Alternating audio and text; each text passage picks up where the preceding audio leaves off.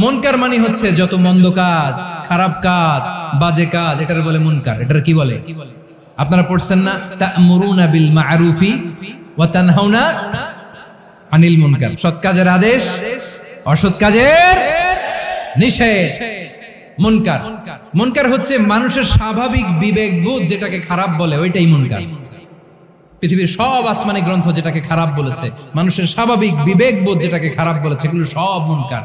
যেমন ইফতিজিং, এটা কি ভালো না খারাপ? মজুদদারি, খাদ্যে ভেজাল দেওয়া, ওজনে কম দেওয়া, মাছে ফরমালিন মিশানো, চাঁদাবাজি, টেন্ডারবাজি, দখলবাজি, এগুলো আমাদের স্বাভাবিক বিবেকেই বলে এগুলো খারাপ, এগুলো হচ্ছে মুনকার। আল্লাহ তাআলা এই মুনকার থেকে আমাদেরকে বেঁচে থাকতে বলেন, আর শয়তান এই মুনকারের প্রতি আমাদেরকে উদ্বুদ্ধ করে।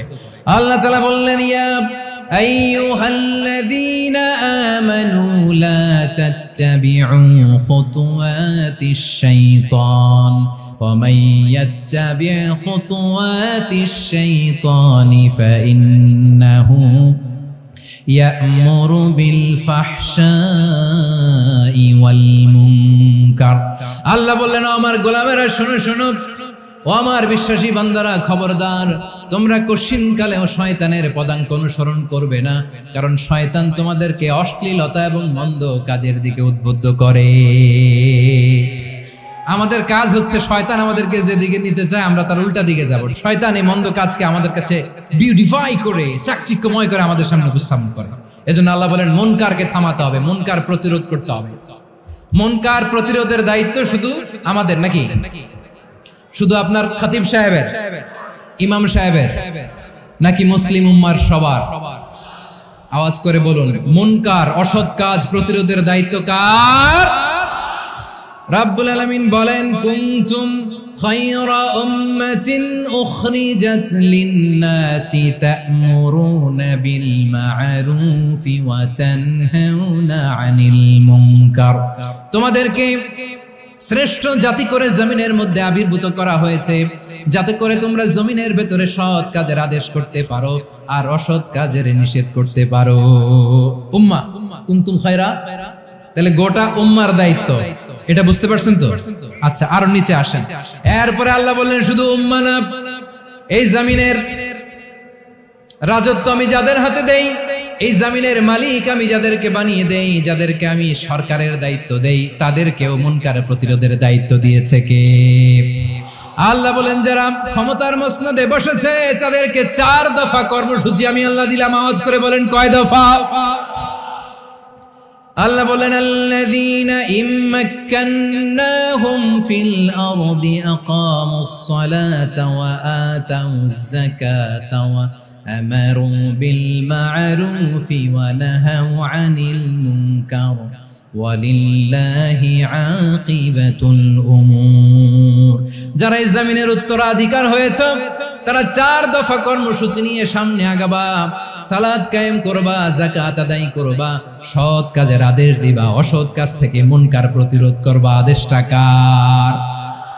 আমার প্রিয় চট্টলার ভাইরা, পুরো উম্মার দায়িত্ব মুনকার প্রতিরোধ করা, সরকার প্রধানের দায়িত্ব মুনকার প্রতিরোধ করা। এরপর আল্লাহ বলেন, প্রতিটা ফ্যামিলির যিনি প্রধান, সিইও, বাবা, প্রত্যেক বাবারও দায়িত্ব এই মুনকার প্রতিরোধ করা। আওয়াজ করে বলেন, ঠিক কিনা? যেমনটি সাইয়েদনা লোকমান আলাইহিস সালাম ওনার কলিজার টুকরা সন্তানকে আদেশ করেছেন, ইয়া বুনাইয়া আকিমিস সালাতা ওয়া'মুর বিল মা'রুফি ওয়ানহা আনিল মুনকার। পড়েন সুবহানাল্লাহ। বাবা ছেলেকে সবক দিচ্ছে, লোকমান আলাইহিস সালাম ছেলেকে বলতেছে, ওরে আমার কলিজার টুকরা সন্তান, ওরে আমার বাছা, নামাজ কায়েম করবা, সৎ কাজের আদেশ দিবা, আর মুনকার প্রতিরোধ করবা, অসৎ কাজ, সমাজ থেকে খারাপ কাজকে ঝেঁটে বিদায় করে দিবা। তাহলে দেখেন, আমি স্টেপ বাই স্টেপ নামলাম। পুরা উম্মার দায়িত্ব, জমিনের উত্তরাধিকারী আল্লাহ যাদেরকে বানিয়েছেন সরকার, তাদের দায়িত্ব, প্রতিটি ফ্যামিলির প্রধানের দায়িত্ব। এরপরে বিশ্বনবী বলেন, সচেতন প্রতিটি মুসলিমের দায়িত্ব সমাজ থেকে মুনকারকে উৎখাত করা। বিশ্বনবী বলেছেন, মান রাআ মিনকুম মুনকারান ফালিয়ুগাইয়িরহু বিয়াদিহি ফাইন লাম ইয়াস্তাতি ফাবিলিসানিহি ওয়া ইন লাম ইয়াস্তাতি ফাবিকলবিহি ওয়া যালিকা আযআফুল ঈমান। সমাজে যে মুনকার দেখবে, খারাপ কাজ দেখবে, সে যেন হাত দিয়ে সেটাকে থামায়। আমার প্রিয় ভাইরা, না থামালে আমরাই ডুববো শেষমেশ। আমাদের বাঁচার জন্য হইলেও থামাইতে হবে। রব্বুল আলামিন বলেন, ওয়াত্তাকু ফিতনাতাল লা তুসিবান্নাল্লাযীনা যালামু মিনকুম খাসসা। ও আমার গোলামেরা, ওই আযাবকে ভয় করো যে আযাব যখন আমি জমিনের বুকে পাঠাই, শুধু জালেমদেরকেই মারি না, আলেমদেরকেও মারি। আযাব যখন আসে তখন শুধু জালিমই মরে না, আলেমও মরে। জানেন, মুসা আলাইহিস সালামের পায়ে একবার একটা লাল পিঁপড়া, তো উনি রেগে মেগে পাশি দেখে লাল পিঁপড়ার বাসা, পা দিয়ে ডলে মুছে সবগুলো পিঁপড়া মেরে ফেলছে। এই ঘটনাটা আল্লাহ ঘটিয়েছেন এজন্য মুসা আলাইহিস সালাম ছিলেন কালিমুল্লাহ, সরাসরি আল্লাহর সাথে কথা বলতেন। তিনি আল্লাহকে জিজ্ঞেস করেছিলেন, আল্লাহ তুমি যখন কোনো জনপদে আযাব পাঠাও, শাস্তি দাও, ওখানকার শুধু জালেমরাই তো মরে না, ভালো মানুষগুলাও মরে, তো আযাব দিবা মুশরিকদের উপর দিবা, অবাধ্যদের উপর দিবা, ভালো মানুষগুলোরে মারো কেন? আল্লাহ বললেন, মুসা তোমার যে কামড় দিছিল পায়ের মধ্যে পিঁপড়া, কয়টা পিঁপড়া? একটা পিঁপড়া, তো সবগুলারে মারলা কেন? রেগে মেগে পুরো পিঁপড়ার বাসা ভেঙে ম্যাসাকার করলা কেন? আমি যখন অ্যাকশনে যাই, আমি যখন শাস্তি দেই, তখন এত বাস বিচার করা হয় না, বাস বিচার করা যায় না। যখন অ্যাকশনে যাওয়া হয়, ওইটা ডাইরেক্ট অ্যাকশন হয়ে যায়। চিল্লায় বলো ঠিক কিনা? টেন্ডারবাজি, চাঁদাবাজি, দুর্নীতি, অপরাধ, দখলদারিত্ব, মজুদদারি, এগুলো সব কিছু একসাথে প্রতিরোধ করতে হবে। ঠিক কিনা বলেন? একটা মানবিক সমাজ যদি চাই, প্রতিরোধ করতে হবে। প্রিয় ভাইয়েরা, আল্লাহর শপথ নিয়ে বলি, এই নাসিহাত গুলো সবার জন্য, সব দলের জন্য, সব মতের মানুষের জন্য। আমরা কোন দলের প্রতি মানুষকে ডাকি না, আমরা ডাকি ইসলামের দিকে। সব দলের, সব মতের, সব মানুষদেরকে আমরা আহ্বান জানাই, আসুন আমরা একটা সুন্দর সমাজ বিনির্মাণ করি। এই যে নতুন বাংলাদেশের এক সুযোগ এসেছে, আর জীবনে হয়তো আসবে না, সামনের 100 বছর এই সময় আসবে না। আসুন দেশটাকে আমরা সাজাই, আসুন আমরা দুর্নীতি বন্ধ করি, আসুন আমরা চাঁদাবাজি বন্ধ করি, আসুন আমরা দখলদারিত্ব বন্ধ করি, আসুন আমরা এক দল আরেক দলকে নিশ্চিহ্ন করার যে রাজনীতি, এটা বন্ধ করি। সব দলের প্রতি আমার আহ্বান, আমরা চাঁদাবাজ মুক্ত বাংলাদেশ চাই, জুলুম মুক্ত বাংলাদেশ চাই, ফ্যাসিজম মুক্ত বাংলাদেশ চাই, গুণ খুন খারাপি মুক্ত বাংলাদেশ চাই, আমরা নতুন ভোরের বাংলাদেশ চাই। ওই বাংলাদেশ পাওয়ার জন্য মুনকার প্রতিরোধে, অন্যায় প্রতিরোধে যদি বাঘের বাচ্চার মতো, আবু সাইদের মতো 2 হাত উঁচু করে, বুককে টান টান করে প্রসারিত করে দাঁড়াতে হয়, রাজি আছো মুসলমান? রাব্বুল আলামিন বলেন, ওয়ায়ানহা আনিল ফাহশাই ওয়াল মুনকারি ওয়াল বাগি ইয়াইযুকুম লাআল্লাকুম তাযাক্কারুন। আল্লাহ বললেন, আমি অশ্লীলতাকে নিষেধ করি, আমি সব ধরনের মন্দ কাজকে নিষিদ্ধ করি, সব শেষে আমি সীমা লঙ্ঘনকে তোমাদের জন্য নিষিদ্ধ করি। নিষিদ্ধ করেছেন কয়টা জিনিস? 1 নম্বরে অশ্লীলতা, 2 নম্বরে মুনকার তথা সব মন্দ কাজ, 3 নম্বরে আল বাগি, সীমা লঙ্ঘন, ক্রসিং দ্য লিমিট। সীমা লঙ্ঘন করা ভালো না। We all should know our limits. চিল্লায় বলেন ঠিক কিনা? একই আয়াতে আল্লাহ বললেন, কুল ইন্নামা হাররামা রাব্বিয়াল ফাওয়াহিশা মা যাহারা মিনহা ওয়া মা বাতানা ওয়াল ইসমা ওয়াল বাগিয়া বিগাইরিল হক।